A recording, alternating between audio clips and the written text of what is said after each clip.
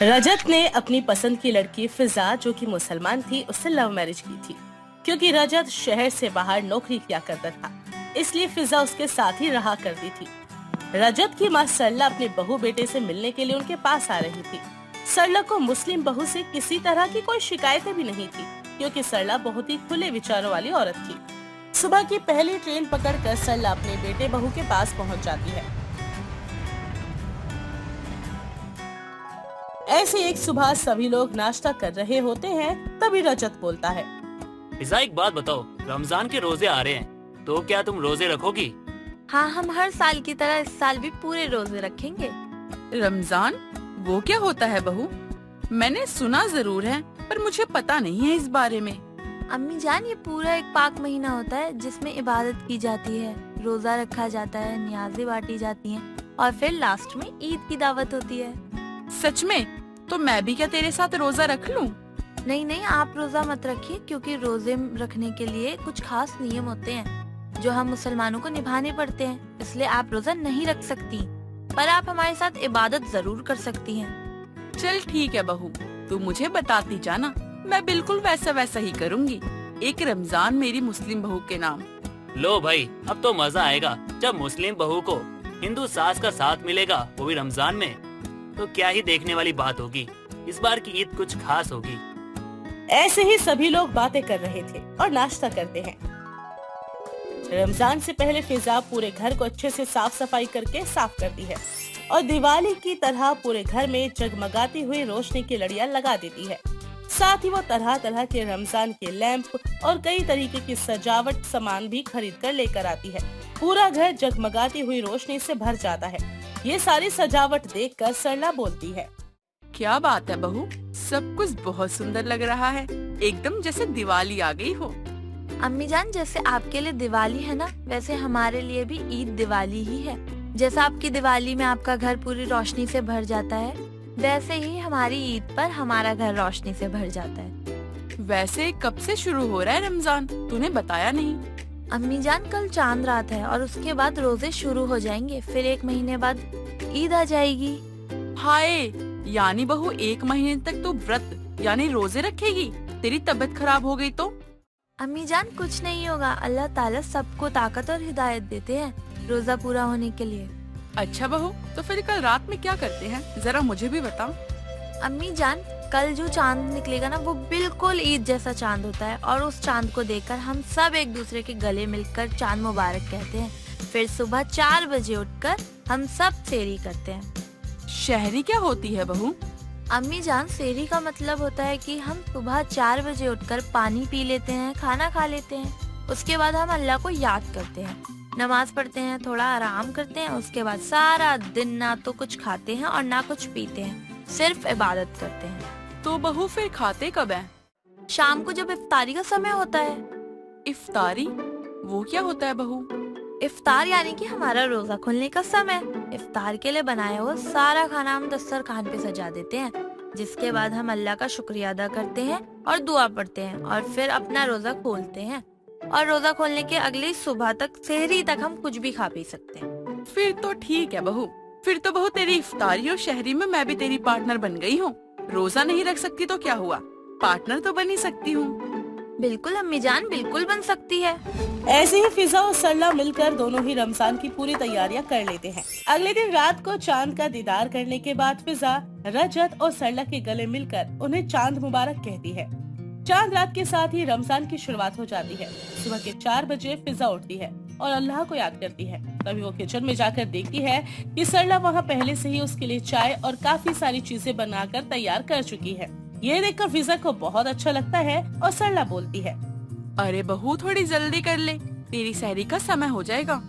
आपको किसने बताया ये सब कुछ? गूगल बाबा जिंदाबाद, वहीं से सीख कर आ रही हूँ। अब तो जल्दी से अपनी सहरी कर, उसके बाद फिर फजर की नमाज अदा कर लियो। आप तो एक ही दिन में बहुत कुछ सीख गई। क्या करे, जब मुस्लिम बहू घर में आई है तो फिर उसके लिए इतना सब कुछ सीखना तो बनता ही है ना। वैसे भी इतना पाक महीना, इतने पाक दिन, तो फिर थोड़ा बहुत तो मुझे पता होना ही चाहिए ना। सरला अच्छे से अपनी बहू फिजा की सहरी करवाती है। इसके बाद फिजा फजर की नमाज पढ़ती है और सरला बोलती है। अब तू आराम कर ले बहू, तब तक मैं घर का सारा काम कर लेती हूँ। अम्मी जान आप अकेले काम क्यों करेंगी, हम है ना, हम करेंगे आपकी हेल्प। तू तो ऐसे कह रही जैसे मुझे 10 घरों का काम करना है। तू आराम कर, मैं सारा काम खुद कर लूंगी। वैसे भी तेरा रोजा है। अरे तो क्या हो गया, हम कर देंगे, आप आराम कीजिए। बहू हर बात पे जिद मत किया कर, मैंने कह दिया ना, आराम कर तू, अच्छे से आराम कर, फिर उसके बाद उठ के तुझे जो करना है तो कर लेना। अच्छा ठीक है, कर लेते हैं आराम, लेकिन आप ज्यादा काम मत करिएगा, जितना आपसे हो पाए उतना ही कीजिएगा, बाकी हम कर लेंगे, ठीक है। इतना कहकर फिजा आराम करने के लिए चली जाती है और सरला घर के सारे काम करती है। रमजान का एक हफ्ता बीत जाता है। सरला फिजा के साथ इफ्तियारी से लेकर सहरी तक की सारी चीजें अच्छे से करवाती और ऐसे एक दिन सरला रजत से बोलती है। रजत बेटा, बहू को सबसे ज्यादा खाने में क्या पसंद है? माँ, फिजा को तो साउथ इंडियन खाना और बिरयानी पसंद है। बिरयानी? कौन सी बेटा, वेज या नॉन वेज? अरे माँ, वेज बिरयानी। अरे माँ, उसे वेज बिरयानी खाना ज्यादा पसंद है, नॉन वेज तो वो बहुत कम खाती है। अच्छा ठीक है, और साउथ इंडियन खाने में क्या क्या होता है? अरे माँ, आपको याद है रमा काकी की बेटी की शादी में गए थे तो उनकी बहू ने हमें खिलाया था, जिसको देखकर आपने कहा था ये क्या है, ये क्या है, ये क्या है। अरे माँ, वही होता है इडली सांभर डोसा। अच्छा ठीक है। ऐसे ही सरला और भी कई चीजें रजत से पूछती है और रजत अपनी माँ को बताता है। अब सरला अपने फोन में रजत की बताई हुई सारी चीजें बनाने की वीडियो बैक टू बैक देखने लगती है। इफ्तियार का समय होने वाला होता है। सरला फिजा के पास जाकर बोलती है, बहू आज इफ्तार का खाना तू नहीं बनाएगी। पर क्यों अम्मी, इफ्तार का समय हो रहा है, खाना नहीं बनाएंगे तो इफ्तार तरीके से कैसे करेंगे? आज तेरे इफ्तार का खाना मैं बनाऊंगी बहू। पर अकेले आप कैसे करेंगी ये सब, हम बनाते हैं ना आपके साथ मिलकर। नहीं बहू, मैं दोपहर से तैयारी कर रही हूँ खाना बनाने की, तो आज मैं ही बनाऊंगी। पर अम्मी जान आप अकेले कैसे करेंगी, हेल्प करने दीजिए ना। तू बस आराम से बैठ जा और जो करना है वो कर ले।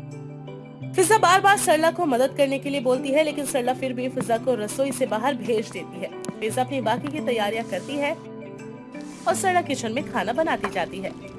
इफ्तियार के बाद वो दस्तरखान लगा देती है।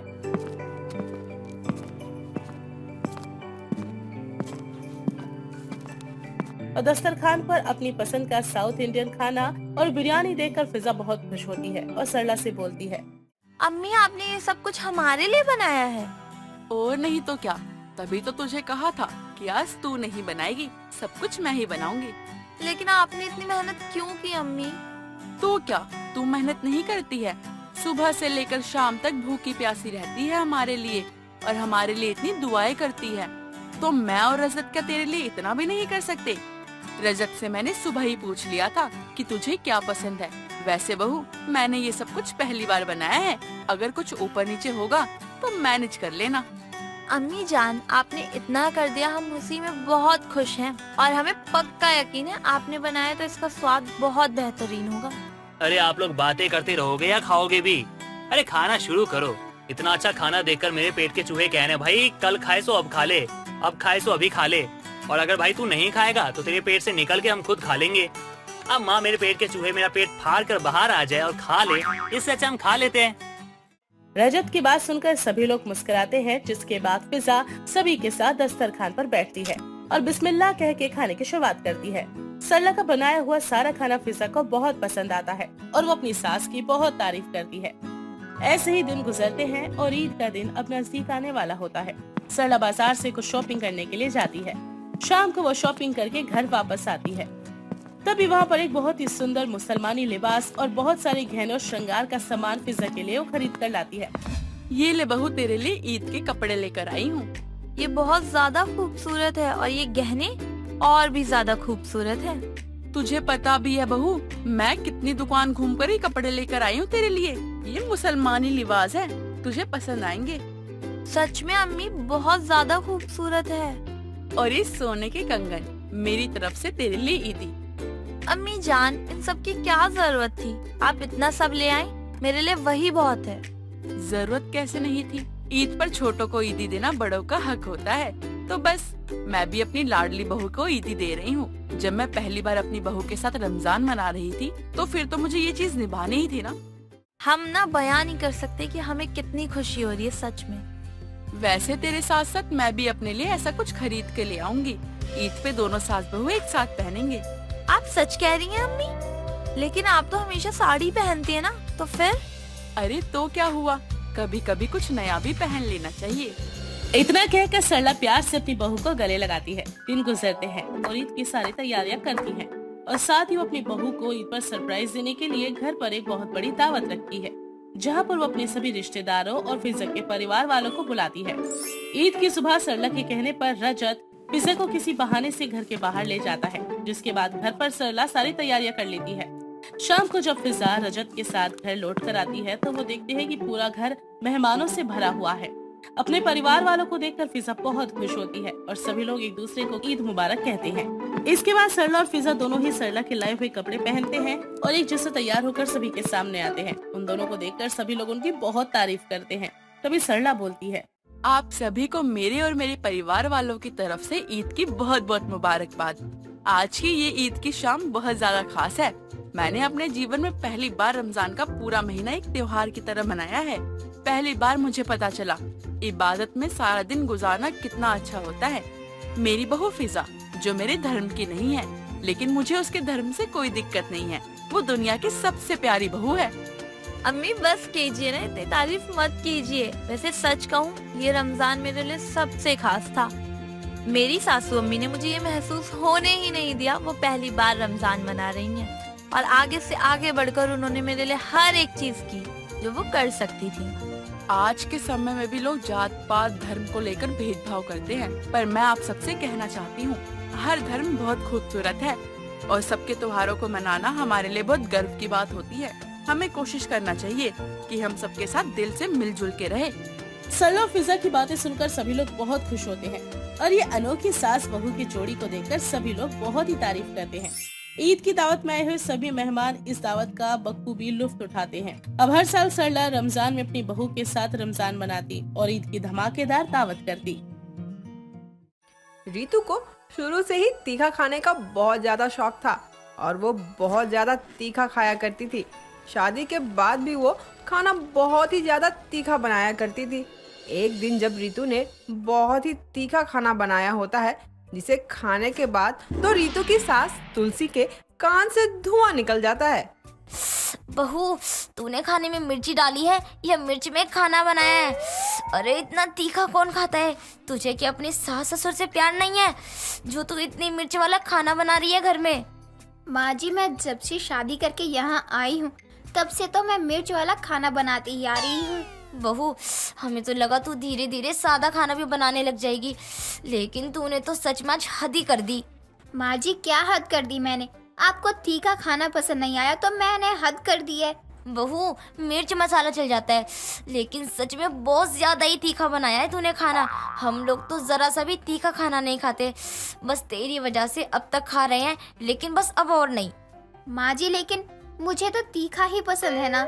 बहू, मैं तुझे तीखा खाने से मना नहीं कर रही हूँ, लेकिन बस अब हमें माफ कर दे। तुझे नहीं पता, लेकिन अब तक हम लोग कैसे तेरा बनाया हुआ तीखा खाना खा रहे थे। माँ जी, आप कहना क्या चाहती हो कि मैं अब से कुछ तीखा नहीं बनाऊंगी? हाँ बहू, मैं यही कहना चाहती हूँ कि तुझे खाना है तो तू खा, लेकिन हमारे लिए मिर्चियों वाला तीखा खाना मत बना, वरना मेरे बचे कुछ जो दिन बचे हैं ना, वो भी नहीं रहेंगे और मैं चल बसूंगी। ठीक है माँ जी, जैसा आप कहो। रीतू अब खाने के साथ तीखी मिर्चियाँ खाने लगती है और वो रीतू को तीखे खाने से भी बहुत ज्यादा पसंद आने लगता था। कुछ दिनों बाद रीतू और तुलसी दोनों पड़ोसन रमा के घर जाते हैं, रमा की दावत में। अरे तुलसी, तू इतनी लेट क्यों आई है? तूने तो आने में देर ही कर दी, मुझे लगा अब तू आएगी ही नहीं। खैर, अच्छा हुआ तू आ गई। पता है, अभी तेरी ही बात हो रही थी। चल अब रमा, झूठ भी मत बोल, तू कहाँ मेरी बात समझने लग गई। एक तो तू पहले ही लेट आई है और अब मुझसे बातें करने लग गई। अरे चल, अब दावत भी शुरू हो चुकी है, चल मैं तुझे प्लेट देती हूँ। रमा आंटी, आपने तीखी मिर्च तो रखी है ना? तीखी मिर्ची? वो क्यों बहू? क्यों क्या? मुझे तीखा खाना पसंद है ना। अब आपने मेरे लिए तो बस तीखा खाना बनाया ही नहीं होगा, तो मैं पूछ रही हूँ कि मिर्च है ना तीखी वाली? बहू, तू किसी के घर में दावत में आई है और यहाँ जो है वो खा लेना, अपनी मर्जी का नहीं मिलने वाला। क्यों माँ जी, दावत रखी है तो सबकी पसंद का ध्यान भी तो रखना चाहिए ना। आंटी, मैं क्या कुछ गलत बोल रही हूँ? अब आप ही बताओ, मुझे तीखी मिर्च पसंद है तो पसंद है, इसमें बुराई ही क्या है। अरे कुछ गलत नहीं बोल रही है बहू। और हाँ, मेरे घर में मिर्ची तो तू खा लियो, जितनी भी खानी हो। खुश अब? अच्छा अब ठीक है, चले अब दावत के लिए।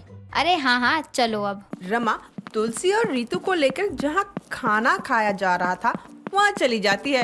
रीतू खाने के साथ साथ तीखी मिर्चियाँ भी खाने लगती है। वहाँ आए लोग सब रीतू को ही देख रहे थे कि आखिर वो इतनी तीखी मिर्ची कैसे खा रही थी। कुछ देर बाद एक अमन नाम का लड़का रीतू को मिर्चियाँ खाते हुए देखता है तो वो उसके पास जाता है।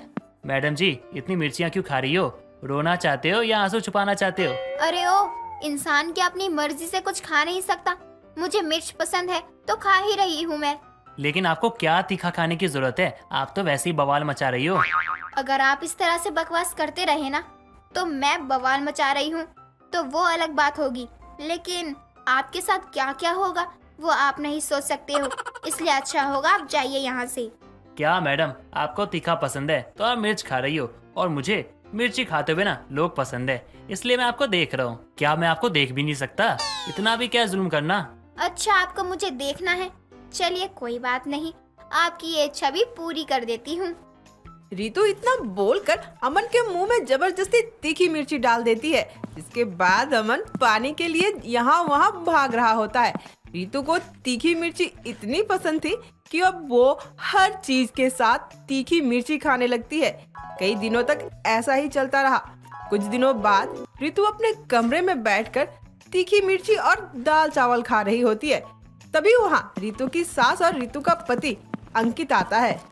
अरे अब बस भी करो रीतू, इतनी मिर्ची क्यों खा रही हो? अरे तुम्हारा पेट खराब हो जाएगा ऐसे तो। मुझे कुछ नहीं होने वाला। तीखी मिर्च तो मेरे लिए शहद है। जब तक मैं तीखी मिर्च ना खाऊं मेरा तो दिन ही नहीं शुरू होता और ना ही दिन खत्म होता। वो तो ठीक है, लेकिन दिख नहीं रहा तुम्हें कितनी सारी मिर्ची है ये? अरे तुम्हें पता है ना, तीखी मिर्ची खाने से कई बार हमारा पेट खराब हो जाता है। अरे इतना भी मत खाओ कि बाद में हमें पछताना पड़े।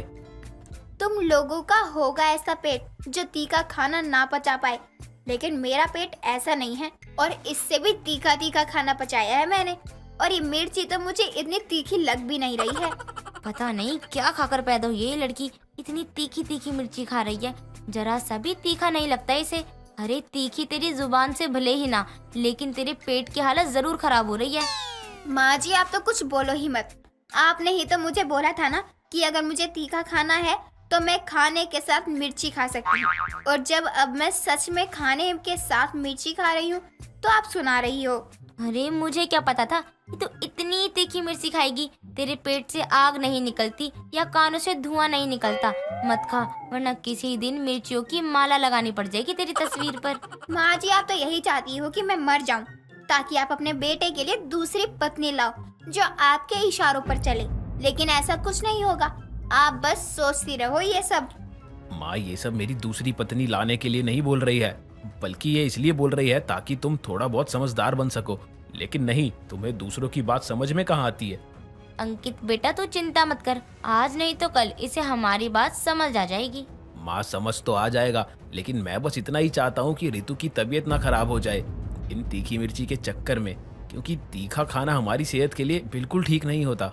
मैं भी तो यही चाहती हूँ कि बहू बिल्कुल ठीक रहे, लेकिन बहू को तू देख रहा है ना कैसे बस अपनी मनमानी करे जा रही है। किसी की सुनने तक को राजी नहीं है, तो हम कर भी कह सकते हैं अब। माँ जी अगर आप सही बोल रही होती ना तो मैं आपकी बात मान भी लेती, लेकिन आपकी बात तो बिल्कुल गलत है। मैं क्या, कोई भी ना माने। आप लोग फीका खाते हो, मैं नहीं। रीतू की इन सब हरकतों से उसकी सास और पति दोनों ही बहुत तंग आ चुके थे। रीतू किसी की बात सुनने तक को राजी नहीं थी, बस अपनी ही मनमानी किया करती और रोज तीखी मिर्ची ही खाया करती थी। ऐसे ही कई दिन निकल जाते हैं, लेकिन अब भी रीतू की इस आदत में कोई भी सुधार नहीं आता है। कुछ दिनों बाद रीतू के पेट में अचानक से बहुत ज्यादा दर्द होने लगता है, जो कि रीतू से बिल्कुल भी बर्दाश्त नहीं होता। ये देखकर तुलसी और अंकित दोनों रीतू को जल्दी से हॉस्पिटल लेकर जाते हैं और डॉक्टर रीतू का इलाज करता है। और रीतू का चेकअप करने के बाद डॉक्टर सबको बताते हैं, माता जी आपकी बहू को बवासीर हो गया है। आपकी बहू तीखा खाने की बहुत ज्यादा शौकीन है क्या? डॉक्टर साहब, आप गलत बोल रहे हो। तीखा नहीं बल्कि तीखी मिर्ची खाने की बहुत शौकीन है मेरी बहू। तो बस फिर इसमें हैरानी की क्या बात है। अब खाने पर काबू नहीं करोगे तो कोई दिक्कत तो होगी ही ना। डॉक्टर साहब, अब मैं तीखी मिर्ची तो खा सकती हूँ ना? आप अब तीखा और ये मसाला वाला खाना भूल जाओ। बस खुशबू से ही मन भरना होगा। अब सादा खाना ही आपके जीवन को बचा सकता है।